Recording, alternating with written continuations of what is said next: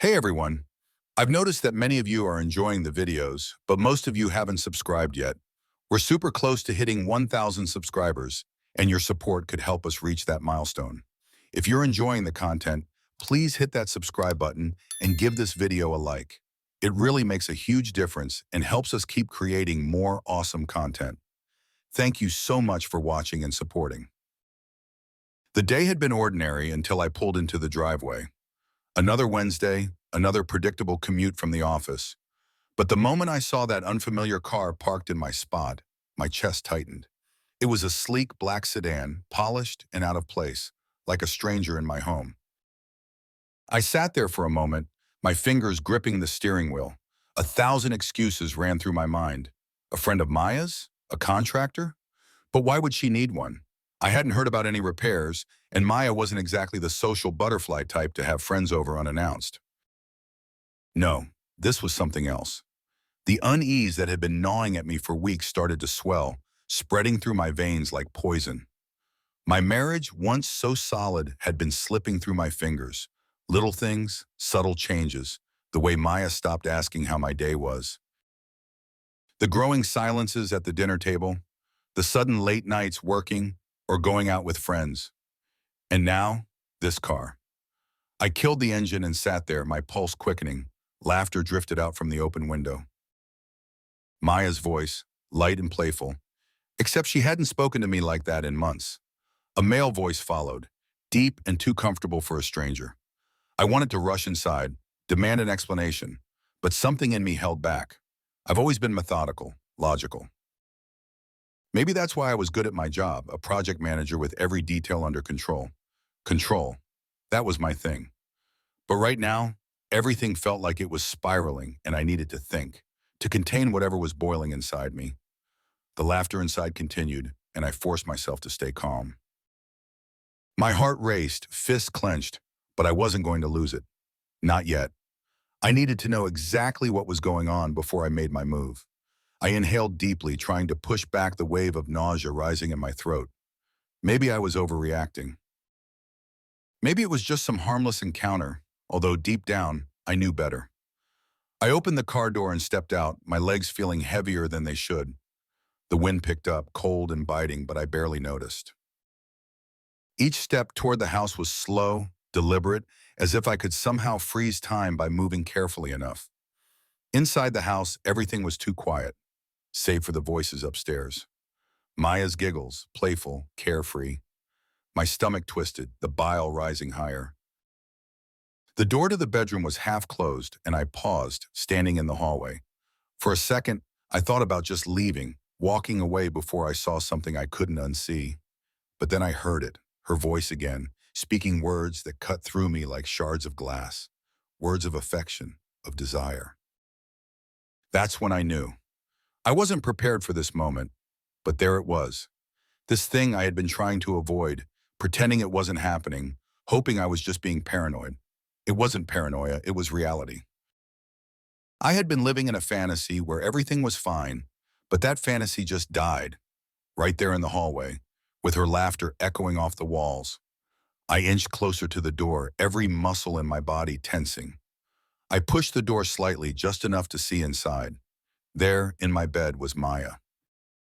And next to her, a man I didn't recognize, his arm lazily draped over her like he owned her, like they belonged together in that bed.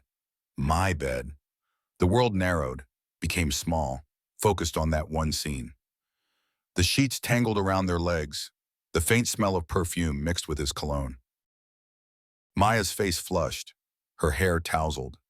They were relaxed, unaware of the storm building just outside the door. For a moment, I did nothing, just watched, as if watching someone else's life unravel. My mind detached from my body, and time slowed.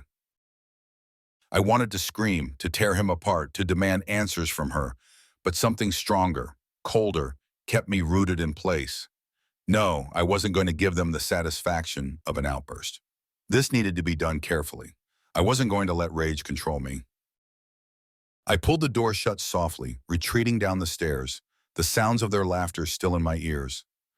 I felt strangely calm as I walked outside, the fresh air hitting me hard like I'd been holding my breath for too long. I sat in my car again, the seat feeling colder than before. I let my head fall back against the headrest and closed my eyes. I could see them together, every detail seared into my mind. Her smile, his hand on her waist, the easy comfort they had together. And then something clicked inside me. A switch flipped, and the calm I had been clinging to became something sharper, focused, controlled. She thought she could get away with this. She thought she could hide it from me, that I'd never know. But she didn't understand who she was dealing with. Maya had made her choice. Now, I'd make mine. I wasn't the type to explode in anger. No, that was too easy, too sloppy. My revenge would be something else, something colder. I was going to tear her life apart piece by piece, just like she had done to mine. Only she wouldn't see it coming. I stared at the house, my house, the one we'd built together. I'd put so much into it. Every brick, every piece of furniture, every small detail had a part of me in it. And now it felt like a stranger's house, a place where I no longer belonged. A place where she had brought him, where they laughed together while I was out working, oblivious to the fact that my whole life was crumbling. But that's the thing about people like Maya. They never think they'll get caught. They think they're smarter than everyone else, that they can hide their secrets forever. But they always slip up. And when they do, that's when someone like me comes in and dismantles everything they thought they had control over. I knew I couldn't confront her. Not yet. If I walked in there, guns blazing, what would that accomplish? It would give her a reason to play the victim, to turn the situation on me. No, I needed to be patient, to watch, to wait. I had to play this the right way. I checked my phone. A few unread messages from work, some from friends. Normal life still ticking on, completely unaware of the hell brewing inside my home. I had a few hours before anyone would wonder why I hadn't responded, plenty of time to think, to plan. I wasn't going to act tonight. I wasn't going to storm in there and throw accusations. That would be too easy. No, I needed a better plan, one that would make her feel every bit of the pain I was feeling right now, and then some. I closed my eyes again, letting the rage simmer just beneath the surface. I could feel it, coiling tighter with every second, but I wouldn't let it out. Not yet. I wasn't going to make this about my anger. I was going to make this about control. I was going to take back control of my life, my house, my marriage, everything she had taken from me without me even realizing it. This wasn't just about revenge. It was about restoring balance. She had tipped the scales, thrown everything into chaos. Now, I was going to put things right, even if it meant burning everything to the ground. I took one last look at the house before starting the car. The strange sedan still parked in my spot, mocking me. But soon, it wouldn't matter. This was just the beginning. I had the time, and now I had the motivation. Maya wasn't going to see it coming. The engine rumbled to life beneath me, and I pulled out of the driveway, leaving the house behind me for now. But not for long. I'd be back. And when I returned, I wouldn't be the same man who left. Maya had no idea what was coming for her. Not yet. I pulled the car into the garage, the door groaning shut behind me, sealing in the cold silence. I sat for a moment, staring at the dashboard, the events of the night replaying in my head. It all felt unreal, like I'd been watching someone else's life from the outside. But it was real. That car in my spot, their laughter, my bed. The rage was still there, boiling under the surface, but I wasn't ready to release it. Not yet. I needed to stay in control. I stepped out of the car, the familiar sounds of the garage clicking and whirring around me as I walked into the house. Everything was too quiet. Normally, I would have been greeted by the soft hum of Maya's music playing from the living room, maybe the faint scent of something cooking. But tonight, there was nothing, just silence.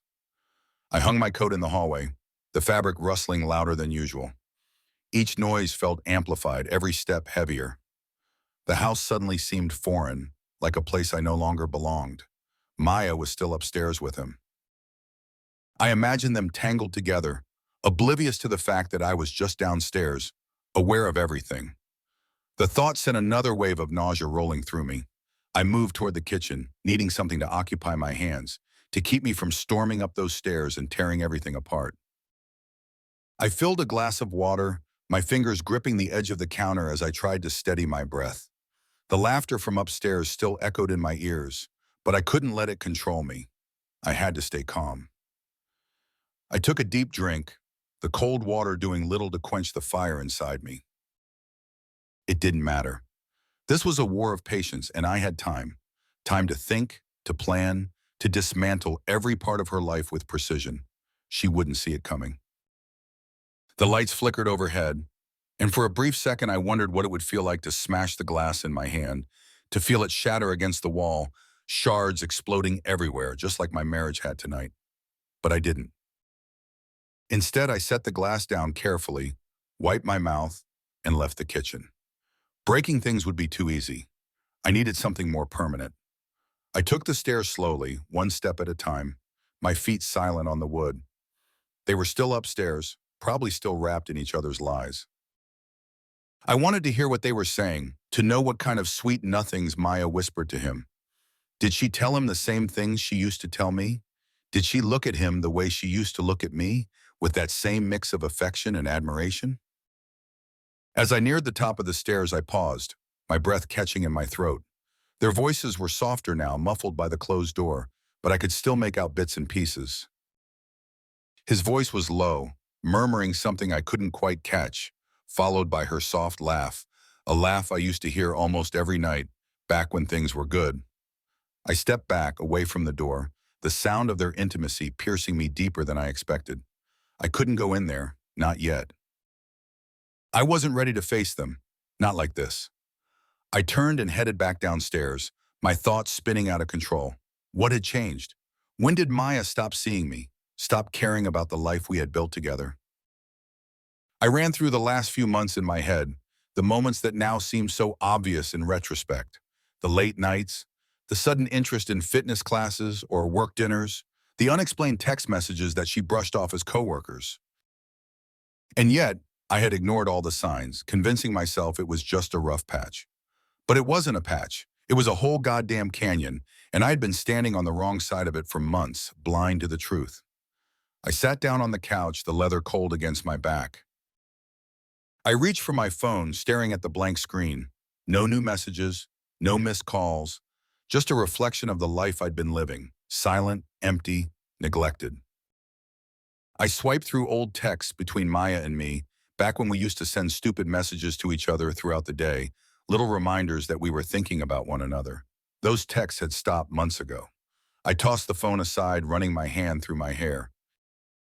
This wasn't how it was supposed to be. We were supposed to be the couple that made it. We had the house, the careers, the future planned out. But none of it meant anything now. She had ripped it all apart, piece by piece, and I was just sitting here, letting it happen. I stood up abruptly, pacing the room. I couldn't just sit here, wallowing in this. I needed to do something. I needed to take control back. That's what this was about. Control. Maya thought she could play me, thought she could walk all over me without consequence. But I wasn't that man. I wasn't the kind of guy who would just sit back and let her ruin my life without fighting back. I walked to the window, pulling back the curtains just enough to see the driveway. The black sedan was still there, parked in my spot like a permanent reminder of her betrayal. It made me sick just looking at it, knowing that it belonged to him, to that man. I didn't even know his name. I didn't need to. All I knew was that he had stepped into my world, into my house, and taken what was mine. And now, they were both going to pay for it. I'd make sure of that. The wind rattled the windows, and I let the curtains fall back into place. Outside, the world carried on as if nothing had changed. Cars drove by, the occasional distant sound of laughter from a neighbor's house. It all seemed so normal, so maddeningly indifferent to what was happening inside these walls. But that was the thing about secrets. They lived in the dark, in the quiet moments between what everyone else saw. Maya and her lover thought they could hide in the shadows, that I wouldn't see what was right in front of me. But I saw it now. I saw everything. I made my way back to the garage, my mind racing. I needed time to think, to plan. To make sure that when I finally confronted her, it would be on my terms. I wasn't going to be the man who caught his wife cheating and lost everything. No, I was going to be the man who took control of the situation and burned her world to the ground, just like she'd done to mine. I grabbed my keys from the counter and headed back out to the car.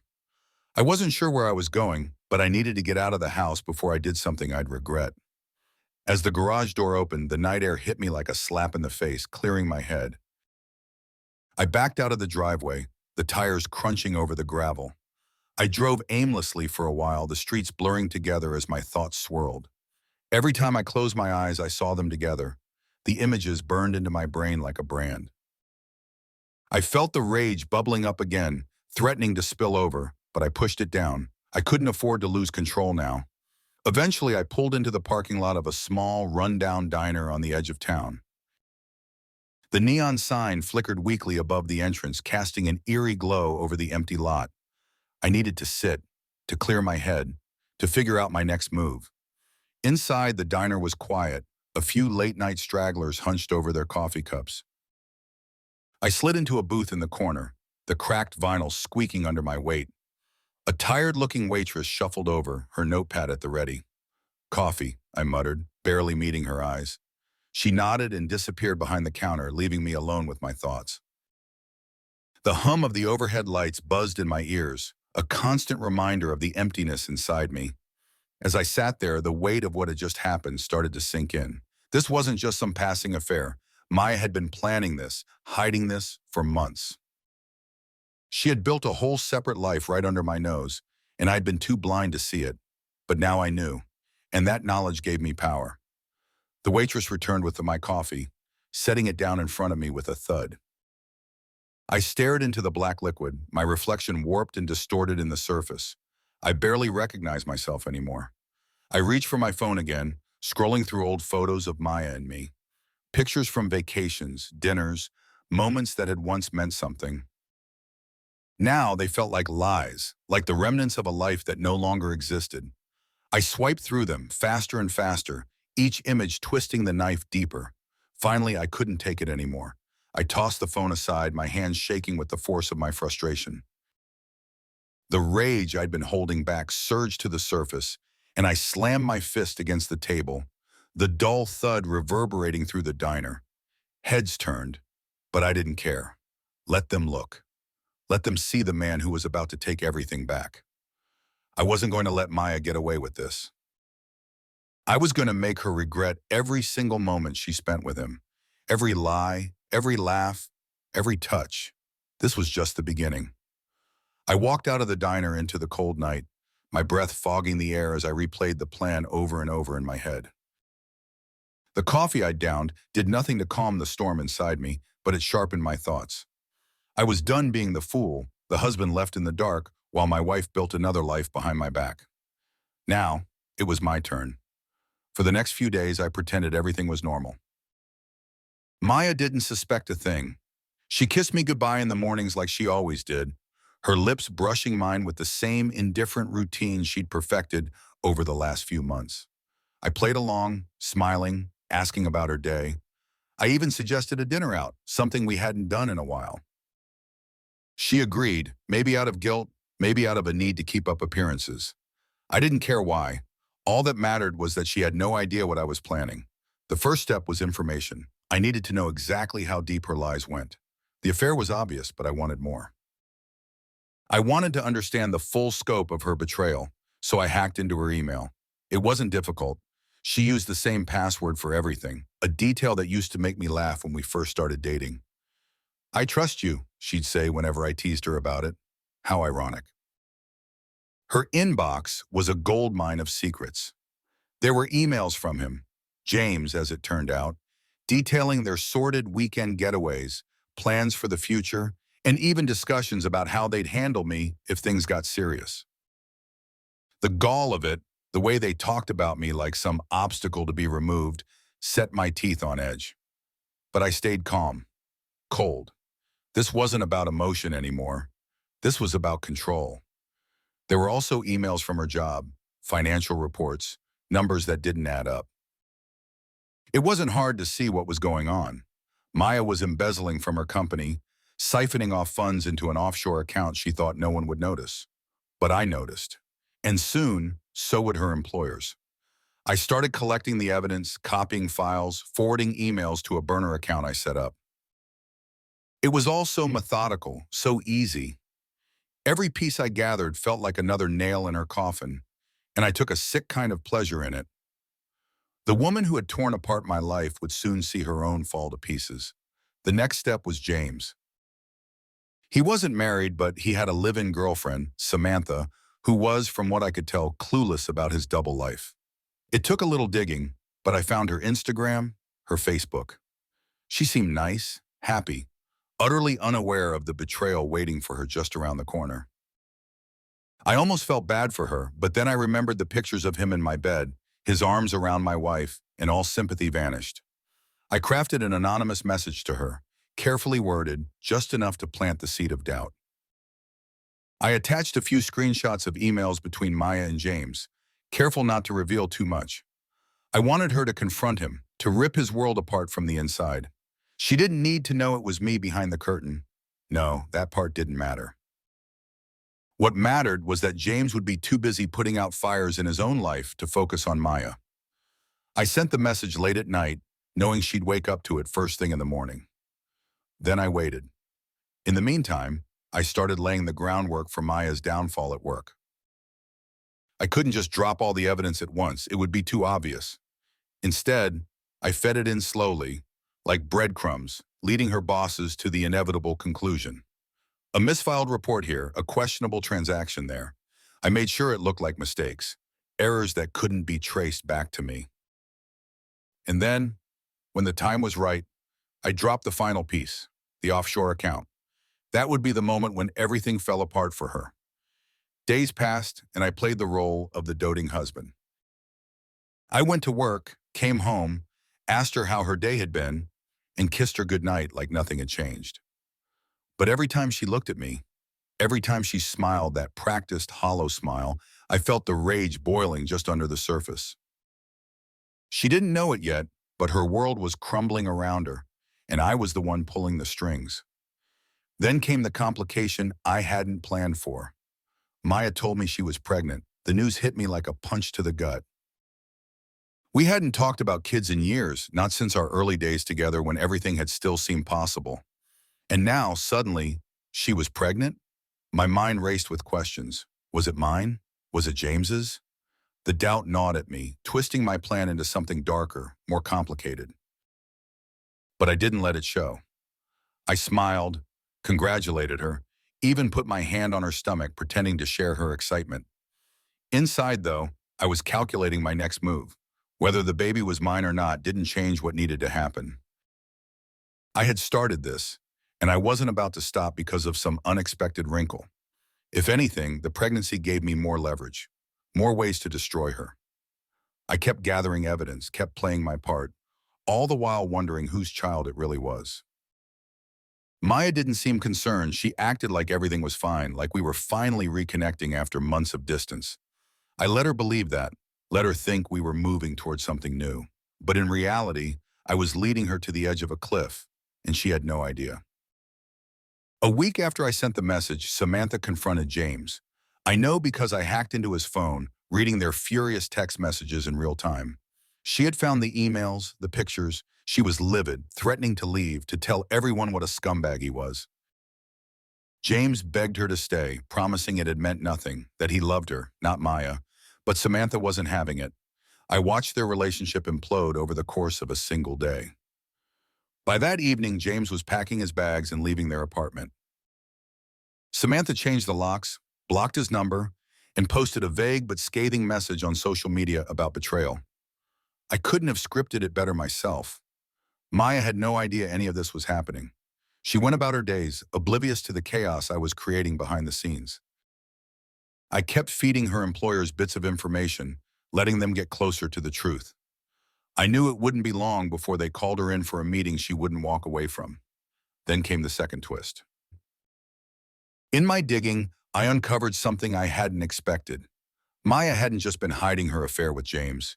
She'd been hiding a lot more.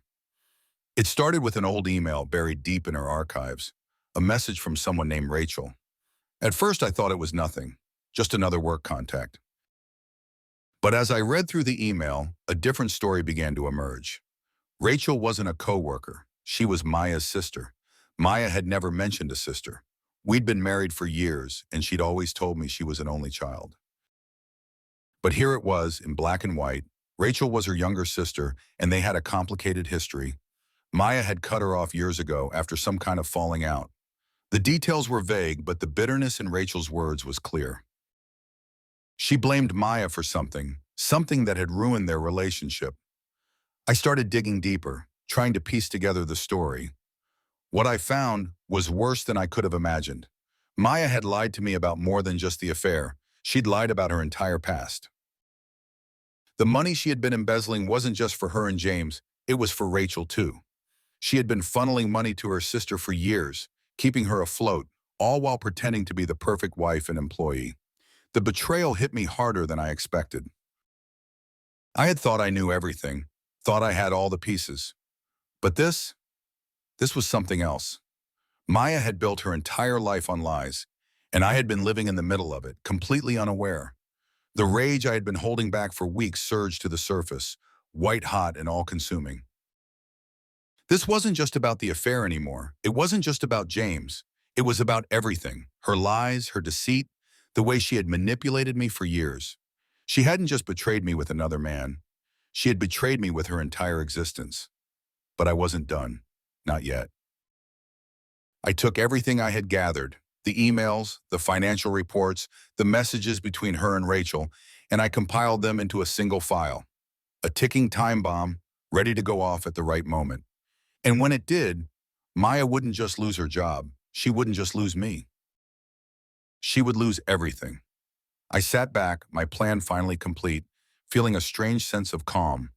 The storm inside me had settled into something colder, more precise. Maya had no idea what was coming, but I did. I had been in control from the start, and now the end was in sight. It was time to watch her world burn. I sat at the dining room table, staring at the divorce papers in front of me. Everything was ready. Her entire life was about to collapse, and all I had to do was set the final piece in motion. The evidence of her fraud, the emails, the financial reports, the secrets she had hidden from me and her employers, it was all neatly packaged, ready to be sent. Her lover's life was already in shambles, thanks to Samantha's righteous fury, and now it was time to confront her. To tear down the last illusion of control she thought she had. I heard the door open. Maya's keys jingled as she set them down on the counter, her soft voice calling out, "Daniel?" She sounded so normal, so unaware of the destruction looming over her. I felt a surge of cold satisfaction. Let her live in her ignorance for just a few moments longer. "In here," I replied, keeping my voice steady, neutral. No anger, no emotion, just calm control. She appeared in the doorway, a soft smile on her lips, her hair falling loose over her shoulders. She looked radiant, almost glowing. It made me sick. "Hey," she said, stepping closer. "I was thinking we could have dinner together tonight. You know, something special. I know we've been distant." She had no idea. "Sit down," I said, motioning to the chair across from me. Maya hesitated, her smile faltering. "Is everything okay?"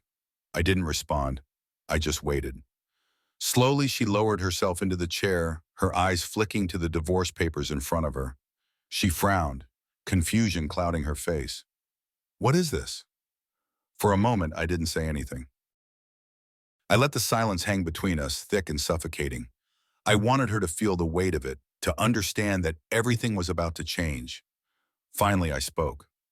"I know about James," I said, my voice cold, detached.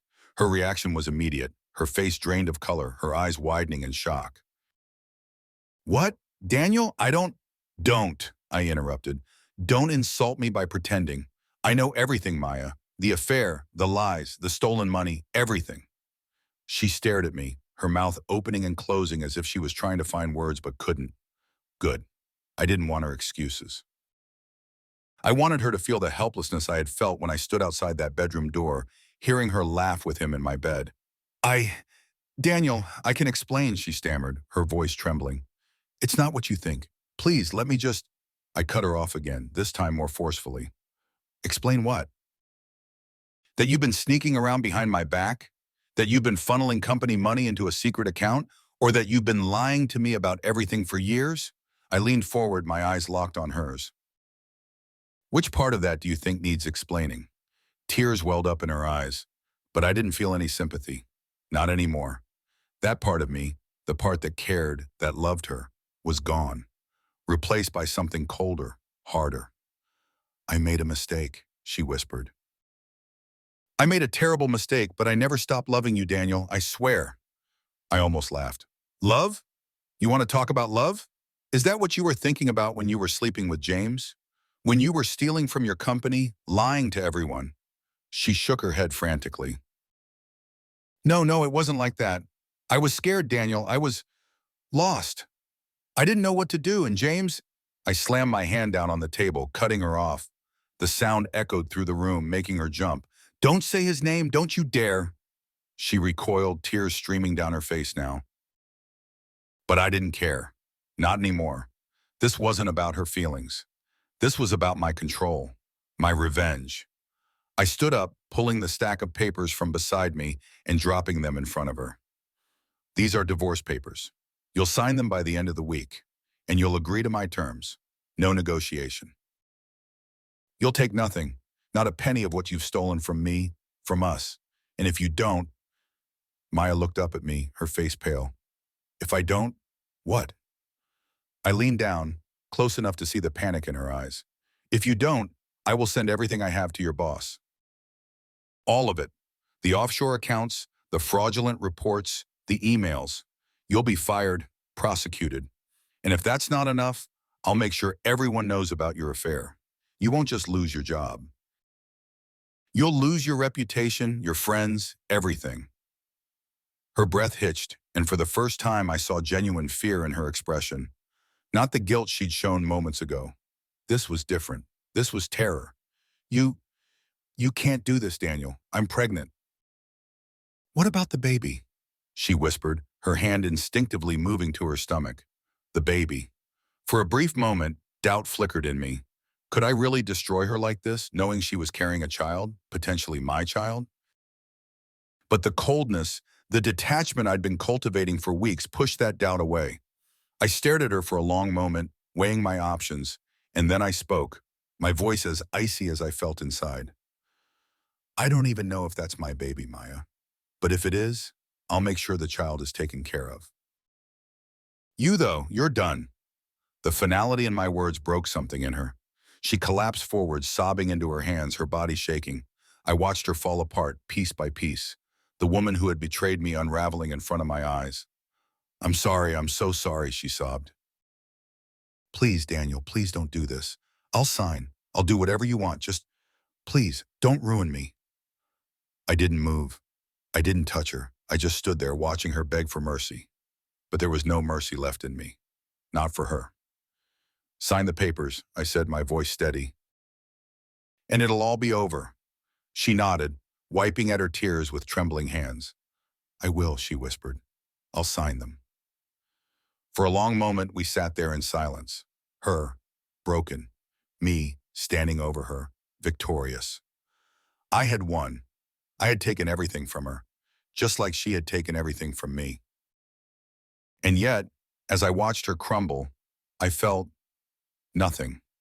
No satisfaction, no joy, just an empty, hollow coldness. The sobs eventually quieted. Maya looked up at me, her face streaked with tears. I never meant to hurt you, she whispered. I didn't respond. What was the point? She had hurt me. And now, she was the one bleeding. That was all that mattered.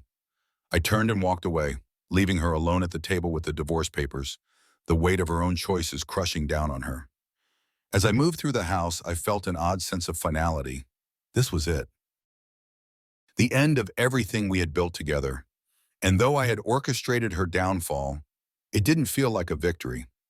I made my way to the bedroom, the room where I had first discovered the betrayal. It looked the same as always, neatly made bed, curtains drawn against the evening light. But it wasn't the same. It would never be the same again. I sat down on the edge of the bed, the cool fabric beneath my fingers, and let the silence of the house settle over me. I had done it. I had destroyed her, just like I had planned. But now, sitting in the wreckage of my own life, I realized something. Revenge hadn't fixed anything. It hadn't taken away the betrayal. It hadn't healed the wound. If anything, it had deepened it, turned me into something I didn't recognize. I had become as cold, as ruthless as the lies that had shattered my marriage. And now there was nothing left. No love, no connection, just an empty house and a woman sobbing at the dining room table, broken by the choices she had made and the choices I had made in return. I closed my eyes, letting the weight of it all settle in. The revenge was over. I had won. But the victory felt hollow. Maya would sign the papers. She would lose her job. Her lover had already abandoned her. Everything I had planned had come to fruition. But as I sat there, in the ruins of our life, I wondered if I had lost something too. Myself. Maya's life crumbled faster than I had anticipated. The morning after she signed the divorce papers, the company called her in for an unscheduled meeting. They'd already been sniffing around for weeks, thanks to the breadcrumbs I'd been feeding them. The offshore account, the misappropriated funds, it was all there, waiting for them to piece together. I could imagine the cold stares from her bosses, the sterile conference room where they confronted her with the evidence. Maya wasn't built for confrontation, especially not the kind that came with financial ruin. By the time she came home, I had already cleared out most of my things. I hadn't been living there in any real sense for weeks, but this time it was permanent. I left her the keys and a final letter. Nothing sentimental, just the facts. The house would be sold, with the proceeds covering what remained of her debts. There wouldn't be much left for her after that, but I wasn't interested in making sure she had a soft landing. I didn't want her dead, but I wanted her to feel the sharp edges of life in a way she never had before. When I left, I didn't look back. Her begging, her tears, none of it mattered. It was just noise. I had delivered my final blow, and now she was on her own. The fallout came quickly. Within days, she had been fired. Her reputation in the professional world was ruined. Samantha had made sure her lover, James, was out of the picture, leaving Maya more isolated than ever. She was completely alone, trapped in the mess she had created, while the world around her moved on. I heard from mutual friends that she was struggling, jobless, her finances frozen, and no one willing to touch her professionally after her embezzlement became public knowledge. It was all over the local news. They never mentioned her affair, but the whispers circulated anyway. People love a scandal, and Maya had given them plenty to talk about. I should have felt satisfied. This was everything I had planned, every step executed with precision. I had taken everything from her, and she had no one left to turn to. The woman who had once built a life of lies, who had played me and stolen from her company, was now a shadow of herself. But as I sat in my new, sparsely furnished apartment, the satisfaction I had expected never came. I watched from a distance as her life unraveled, and with every new low she hit, I waited for that moment of triumph, the one where I'd feel vindicated. It never arrived. Instead, there was a numbness, a void where I thought closure would be. I stared at the ceiling some nights, the silence pressing down on me like a weight. I had thought that revenge would be the answer, that taking control back would heal the wounds she had left behind. But the truth was that every time I imagined her broken, crying alone in that empty house, it didn't bring the relief I thought it would. I wasn't haunted by guilt. I didn't regret what I had done. It was just emptiness. I had stripped her bare, but it hadn't filled the void in me. If anything, it had made it larger. The pregnancy had been the one complication I hadn't fully accounted for, and when she called me a month after I left, I almost didn't pick up. But something, maybe curiosity, maybe obligation, made me answer. Her voice was different, quieter, softer, like she had aged a decade in a matter of weeks.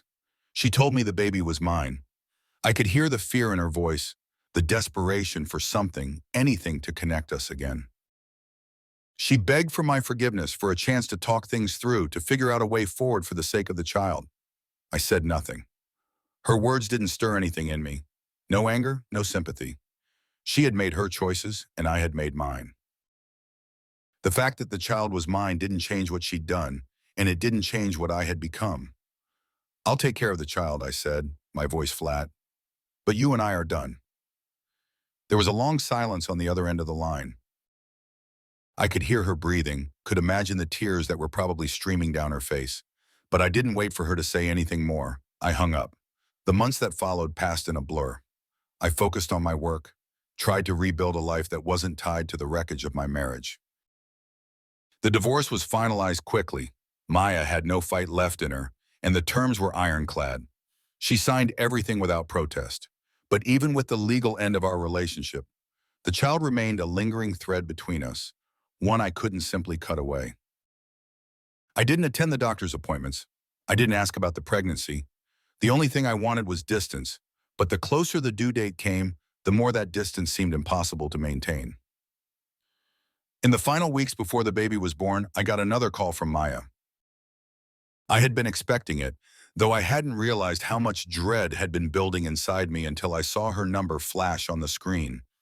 "It's happening," she said, her voice cracking. I drove to the hospital feeling like I was walking into a life I hadn't asked for. The woman I'd spent years with, the woman I had loved and hated, was now someone I barely recognized. She was thinner, paler, a shell of herself. Her eyes had lost their spark, replaced by something hollow and broken. I stayed at the hospital not for her, but for the child. When they brought my son to me, I stared down at him, at this tiny, fragile life, and I felt the weight of everything that had led to this moment. I had won. I had taken everything from her. But now, in my arms, was a piece of that life I had destroyed. He was innocent in all this. He hadn't asked for any of it, and in that moment, as I held him, I realized the real cost of my revenge. Maya was discharged from the hospital a few days later, but she didn't come home to me. She moved into a small, run-down apartment on the other side of town. I agreed to shared custody, though the arrangements felt clinical, detached, like everything between us now. She had nothing left. Her job, her reputation, her lover, they were all gone, and I had made sure of it. But now, as I watched her shuffle through life, hollow-eyed and defeated, I didn't feel like the victor. I was left standing in the wreckage of what we had built together, a wreckage I had caused as much as she had. The irony wasn't lost on me. In seeking control, in destroying her, I had destroyed something in myself too. The child became the only connection between us. Every time I saw him, every time I picked him up from Maya's place, I saw the life I had once imagined with her, the life that was now impossible. She had betrayed me, and I had punished her, but the scars left behind ran deeper than I'd expected. One afternoon, while I was holding my son in my arms, Maya stood across from me watching. Her face was gaunt, her eyes empty. The person I had once loved, the person I had once hated with every fiber of my being, was now just a ghost. "Do you hate me?" she asked quietly, her voice barely above a whisper. I looked at her, at the woman I had vowed to destroy, and I realized that the hatred was gone. There was no fire left in me, no rage, just exhaustion. "No," I said, shaking my head, "I don't." And it was the truth. The revenge had burned itself out, leaving nothing but cold ashes in its place. I had won. I had taken everything. But in the end, all I was left with was the child in my arms, and a future that looked nothing like what I had imagined. As I walked away from her that day, the finality of it all settled over me. This was the cost of revenge, hollow victories and broken lives. There was no undoing what had been done. I had destroyed her, but in doing so, I had lost something too. The child would be my reason now, my anchor. But the man I had been before, the man who once believed in love, in trust, that man was gone. And as I closed the door behind me, I realized I wasn't sure if I'd ever get him back. The weeks that followed were a blur of sleepless nights and mundane routines, but everything felt different with my son in my life. He was my anchor now, the one thing that tethered me to some semblance of a future. I named him Ethan. I didn't tell Maya. It wasn't something we discussed. This was my decision, my choice. For once, Something wasn't tainted by the lies or the mess of what had been our marriage. Every time I held him, something inside me softened just a bit, though I didn't understand it at first. He was so small, so fragile, and yet he carried the weight of all my choices. His little fingers would curl around mine, gripping as if I were the only thing in his world. And in those moments, the storm that had raged inside me for months would quiet. The anger, the emptiness, they didn't vanish, but they felt distant. I spent my days at work going through the motions of a life that had been meticulously rebuilt, but my nights were now filled with Ethan. Diapers, feedings, the occasional exhausted cooing as I rocked him back to sleep. It was exhausting, but it was also grounding. It forced me into the present, into something real, something I hadn't felt in a long time. Maya and I kept our distance. The shared custody arrangement was cold, transactional, like everything else between us now. She would meet me at a park near her apartment, handing Ethan over without saying much. I never asked her how she was doing. I didn't need to. The gaunt look on her face, the hollowness in her eyes, told me everything I needed to know. She was broken, and I had broken her. But there was no satisfaction in it anymore. That feeling I'd once craved, the thrill of seeing her pay for her betrayal, had long since faded. I had won, but the victory felt hollow, like dust in my hands. There was no undoing what had been done, no taking back the destruction I had caused. Maya's life was in ruins, and mine wasn't much better. I thought of her sometimes late at night, when the house was dark and quiet, save for the soft breathing of my son. I wondered if she still thought about what she had done, if she replayed those moments in her head the way I had, searching for answers that didn't exist. But then I would look down at Ethan, sleeping peacefully in his crib, and I would force those thoughts away. It didn't matter anymore. The past was behind us, and there was no going back. One evening, as I was feeding Ethan, the doorbell rang. I wasn't expecting anyone, and for a brief moment, I thought it might be Maya. But when I opened the door, it was her lawyer, standing stiffly with an envelope in his hand. "Daniel," he said, his voice formal, "this is for you." I took the envelope, feeling a strange sense of foreboding. "What is it?" "It's from Maya. She's moving away. She doesn't want to fight you for custody." I stared at him, the weight of his words sinking in. Maya was leaving. She was giving up on everything, even Ethan. The lawyer must have seen the confusion on my face because he added, "She thinks it's best for everyone. She knows she can't provide the life he needs." He turned and walked away, leaving me standing there with the envelope still clutched in my hand. I shut the door, my mind racing. She was giving up our son. The woman who had once fought tooth and nail for everything, her career, her affair, her lies, was now walking away from the only thing that tied us together. I opened the envelope, expecting some kind of explanation, but inside was just a single sheet of paper. A signature, nothing more. Maya had signed away her rights, relinquishing all claims to Ethan. It was as if she had decided to erase herself from our lives entirely. For a long time, I stood there staring at the paper. I had destroyed her, but this felt different. This wasn't just about the revenge anymore. It was about something deeper, something I hadn't expected. Maya was gone, truly gone. Not just from my life, but from Ethan's. And despite everything, despite all the hatred, all the lies, I couldn't help but feel a strange sense of loss.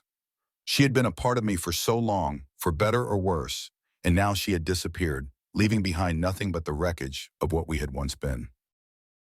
I crumpled the paper in my hand, a wave of emotion crashing over me. Anger, grief, regret. It all hit me at once, choking me with its intensity. I had wanted this, hadn't I? I had wanted her gone, her life ruined, her choices stripped away. But now that it had happened, now that I was standing here with everything I had fought for, I felt nothing but emptiness. I walked back to the living room where Ethan was lying in his crib, staring up at the ceiling with those wide, innocent eyes. He didn't know what had happened, didn't understand the weight of the choices that had brought us to this point. All he knew was that I was here, that I was his father. I reached down and picked him up, cradling him against my chest. He rested his head on my shoulder, his tiny body warm and comforting. And in that moment, I realized that this This was what mattered now. Not the past, not the revenge, not the shattered pieces of my life with Maya, just him. For so long, I had been consumed by the need to control, to punish, to make her feel the pain she had inflicted on me. But as I stood there holding Ethan, I felt the weight of it lift, just a little. The anger, the bitterness. It was still there, but it no longer defined me. It no longer controlled me. Maya had made her choices, and I had made mine. But this was something new. Something that didn't need to be shaped by the past.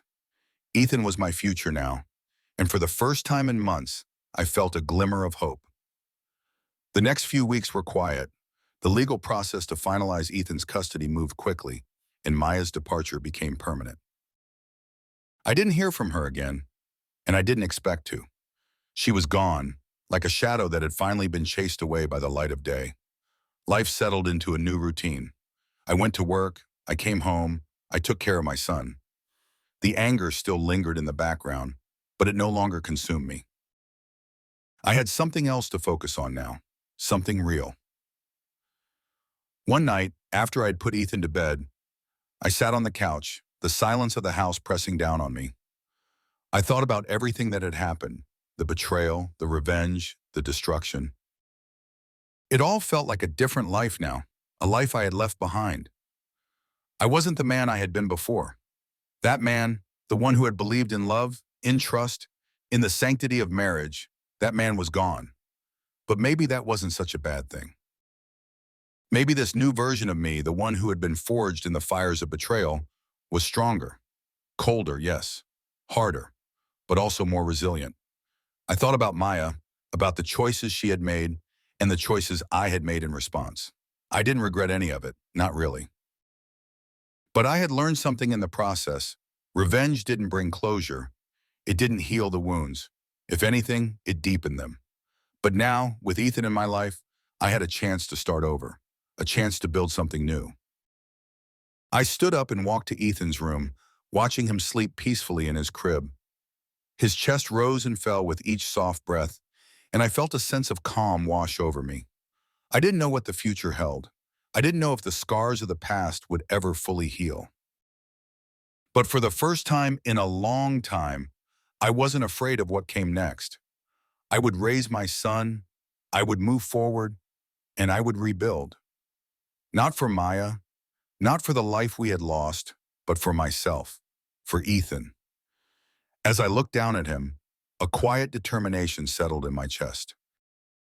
The past was behind me, and while it had left scars, I was ready to move forward, alone but stronger.